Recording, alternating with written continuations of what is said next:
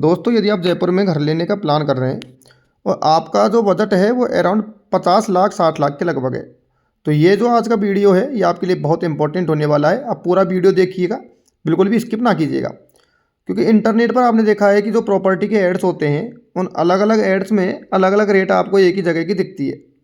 जैसे अजमेर रोड हो गया तो अजमेर रोड पर आपको 30 लाख से लेकर के 1 करोड़ 2 करोड़ तक की आपको प्रॉपर्टी मिल जाएगी। लेकिन हमें ये जानना ज़रूरी है कि एक्चुअल में 50 लाख रुपए में जयपुर में कहाँ कौन सी लोकेशन पर अच्छी प्रॉपर्टी मिलेगी। फ्लैट लेना सही है या फिर हम प्लॉट लेना सही है या फिर ये सिर्फ मार्केटिंग है। चलिएगा मैं आपको एक सिंपल लैंग्वेज में समझाने की कोशिश करता हूँ। सबसे पहले एक इम्पॉर्टेंट बात ये समझिए, प्रॉपर्टी का प्राइस सिर्फ घर का नहीं होता, वो लोकेशन का होता है। पैसा जो आप दे रहे हो वो अपने घर का नहीं दे रहे हो, घर के अलावा जो आप मेन जो पैसा दे रहे हो वो दे रहे हो लोकेशन का, कि लोकेशन कैसी है। कई जगह पर होता है कि 100 वर्ग गज का ही जो विला है वो 2 करोड़ 3 करोड़ का है, और कई बार होता है कि 300 वर्ग गज का विला हमें 50 लाख में मिल रहा है। तो मेन इफेक्ट किस चीज़ का है? मेन इफेक्ट है इसमें लोकेशन का। अब जयपुर में अगर आप प्राइम लोकेशंस की बातें करें, जैसे वैशाली नगर है, मानसरोवर है, अजमेर रोड है जिसको फ्यूचर का गुड़गांव कह रहे हैं, या मेन सिटी में यदि 50 लाख का बजट लेकर के जा रहे हो, आप एमआई रोड पर 50 लाख लेकर के जा रहे हो, तो आपको वहाँ पर 2 BHK 1 BHK फ्लैट भी नहीं मिलेगा। अब लोकेशन यदि आपकी दूर है, सिटी से आप दूर जा रहे हो, तो फिर आपको सस्ता मिल सकता है और अच्छा बड़ा भी मिल सकता है साइज़ में। लेकिन अगर आप डेवलपिंग एरिया में जा रहे हो, जैसे जगतपुरा अजमेर रोड एक्सटेंशन है, टोंक रोड हो गया, सेम बजट में आपको 2 BHK का अपार्टमेंट या कहीं की फ्लैट मिल जाएगा। अब देखो एक बात मेन पॉइंट की ये है कि सबसे बड़ा कन्फ्यूज़न ये होता है कि बिल्डर ने किसी फ्लैट की रेट 49 लाख रुपए लिख दी, 49 लाख लिखता है, लेकिन क्या वो फाइनली 49 लाख में हमको पड़ जाएगा? ऐसा नहीं है, क्योंकि फाइनल जो कॉस्ट होती है वो उसकी जाएगी लगभग 56 लाख 55 लाख से लेकर के 58-60 लाख तक। क्यों?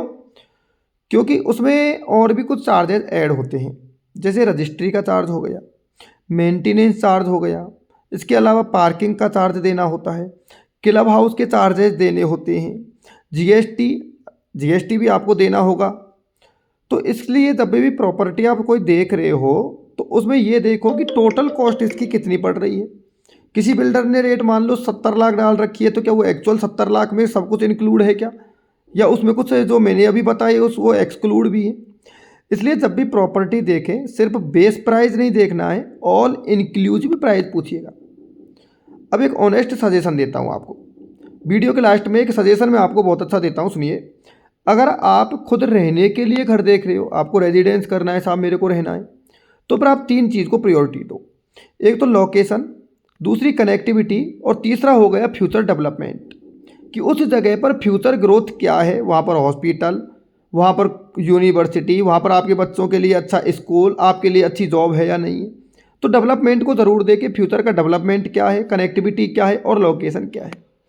दूसरा पॉइंट आता है कि सर हम अभी इन्वेस्टमेंट के लिए देख रहे हैं प्रॉपर्टी, मकान है, प्लॉट है या विला है, जो भी है आपके अकॉर्डिंग, तो उसमें फिर बात ये आती है कि आप इसमें फिर क्या देखें। इसमें मेन चीज़ फिर 3 चलेगी। इन्वेस्टमेंट के लिए देख रहे हो तो रेंटल डिमांड, क्या वहाँ पर रेंटल डिमांड है जिससे कि आप अपनी प्रॉपर्टी की किस्त है जो इंस्टॉलमेंट है वो तो कम से कम निकाल सके, क्योंकि आप इन्वेस्ट कर रहे हो, रह तो रहे नहीं हो। इसके अलावा अपकमिंग इंफ्रास्ट्रक्चर वहाँ का कैसा है, क्या वहाँ पर कोई बड़े ग्रुप्स आने वाले हैं, क्या वहाँ कोई बड़ी यूनिवर्सिटी हॉस्पिटल आने वाला है, आपको ये भी एक बार वहाँ पर देख लेना चाहिए, जिससे कि आपको सुविधा रहे। दोस्तों आज के वीडियो में हमने ये देखा है कि कहाँ पर किस तरह की प्रॉपर्टी हमें लेना है। नेक्स्ट वीडियो के अंदर हम बातें करने वाले हैं, जो हमारा नेक्स्ट वीडियो रहेगा उसमें हम ये बातें करेंगे कि रेंट पर रहना अच्छा है या फिर हम EMI दे करके 10,000 15,000 20,000 रुपये दे करके हम लोन ले करके और हम मकान ले लें, या 10,000 15,000 रुपये में कहीं 20,000 रुपये में रेंट पर अच्छा फ्लैट ले करके वहाँ रहें। बिल्कुल हम इस पर गहनता से चर्चा करेंगे कि फ्लैट अच्छा है, रेंट पर रहना अच्छा है, या फिर हमारे को खुद का मकान लेना अच्छा है EMI पर 50 लाख या 80 लाख 1 करोड़ जो भी बजट है उसके अकॉर्डिंग। नेक्स्ट वीडियो में मिलते हैं, तब तक के लिए आप बने रहिएगा भूमि होम्स जयपुर के साथ में। Thank you so much.